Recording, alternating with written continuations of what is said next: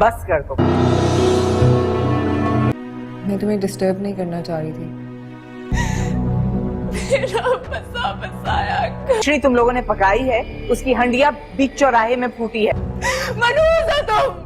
Drama serial Bismil के आने वाले एपिसोड में आप देखेंगे कि तौकीर को तो अपनी गलती का एहसास तब होगा जैसे ही तौकीर को रेहाम ये बताएगी कि उस रात मैंने तुम्हें इतनी कॉल्स की, इतने मैसेजेस किए, पर तुमने मजाल है कि एक भी मैसेज का जवाब दिया। तुम तो अपना फोन ही बंद करके बैठे हुए थे। तो इस बात को जैसे ही सुनेगा तौकीर तो वो तो हैरान ही हो जाएगा कि मैंने फोन कब बंद किया। और फिर वो घर आकर मासूमा को कहेगा कि मेरी इस गलती की वजह से मेरा बेटा आज मेरे साथ नहीं है और मुझे छोड़कर चला गया। तो मासूमा उसे कहेगी कि आप प्लीज परेशान ना हो, मैं जानती हूँ कि आपका बहुत बड़ा लॉस हुआ है, पर इस वक्त आपको अपने आप को संभालना होगा। और फिर ये बातें कहते कहते तौकीर उसे कहेगा कि मुझे उस दिन इतनी नींद क्यों आ गई थी और तुमने मुझे नहीं उठाया, मेरा फोन ही बंद था, मुझे सच से बताओ मासूमा क्या हुआ है उस दिन। तो वो उसे कहेगी कि आप मुझ पर शक कर रहे हैं। मैं जानती हूँ कि इस वक्त आप मूसा को लेकर बहुत दुखी हैं, पर इसका यह मतलब नहीं है कि आप ये सब कुछ मेरे ऊपर डालें। मुझे भी उतना ही दुख हुआ है जितना आपको। मैं कभी भी आपकी फैमिली के साथ ये सब कुछ नहीं चाहती थी। उसके बाद नेक्स्ट सीन में आप देखेंगे कि मोहम्मद का बाप भी आएगा और रेहाम से आकर कहेगा कि मुझे माफ कर दें, मुझे नहीं मालूम था कि इतना बड़ा कदम उठाएगा मूसा।